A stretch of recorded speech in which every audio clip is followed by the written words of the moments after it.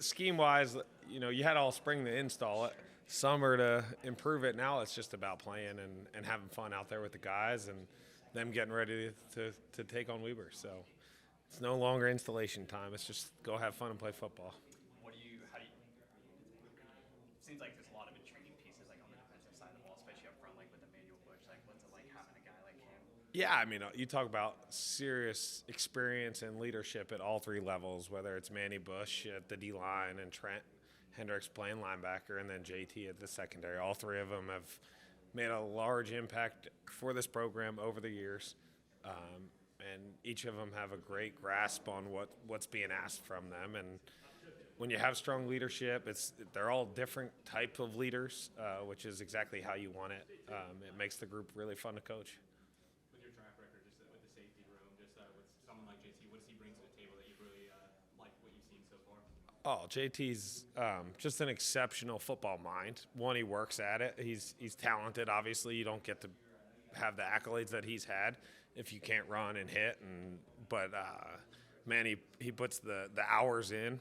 I think that position in particular, the great ones that I've been around, they put the hours in and they love it and they work at it. And he's a kid that takes notes after every single practice on everything he did, positive and negative, and what he could do better. And he's bringing it to me. So when you're built that way, you're going to be successful no matter what you do. TJ's not going to be the biggest guy on your defense, but TJ. he seems to be growing and getting better every season. What have you seen out of him so far at nickel? Oh, well, you don't have to be that big when you're that tough. So he's a tough kid. He loves the competition. He gets to get up in the nickels, the slot receiver's face and play press. And, he's just a lot of fun to be around. It seemed like you got contributions from a different player or a couple of players almost every game. Like offenses couldn't really square on one because you didn't know where something was coming from.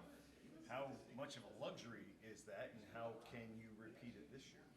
Yeah, the depth is really strong for our defense. And there's a lot of kids that played a lot of ball, whether it be at a place like William and Mary or Holy Cross, or that are coming to this level now and joining this defense. So there's a lot of tackles that have been made by kids on the field, and we're going to need every single one of them. So depth has got to be a strength for us. We got to continue to roll players, and we got to play a lot of guys. To go back to some of the guys you got up front, Aiden's been around the game for a while, but has struggled to sort of find himself consistently on the field. What have you seen from him so far during camp, and what do you think he can bring to that front seven? Aiden's extremely talented. You don't end up at Notre Dame if you're not extremely talented. So Aiden got recruited out there, played for an elite group. I worked with a number of those coaches before at Cincinnati, and every single one of them called me when they found out I was coming here and he was coming here and said how special a kid he was. And they ain't lying. He's extremely talented. He's long. He's physical. He runs to the ball. I just think he had some bad luck up at Notre Dame, whether it be injuries or just having elite NFL guys in front of him. So he's set for a big year, and can't wait to watch him ball out. What was the lure of James Madison for you? Oh, it was easy. Coach Ches, I worked for him in 2011 at Salve Regina. So It's a long time ago. yeah, when I did work for him a long time ago, but we stayed in touch throughout. And I think this is a relationship industry, especially when you're leaving a place like that. You're looking for relationships that you want to get back to and be around. But grew up in Philadelphia and watched JMU from afar. The culture, the defense that this place has had through the national championships.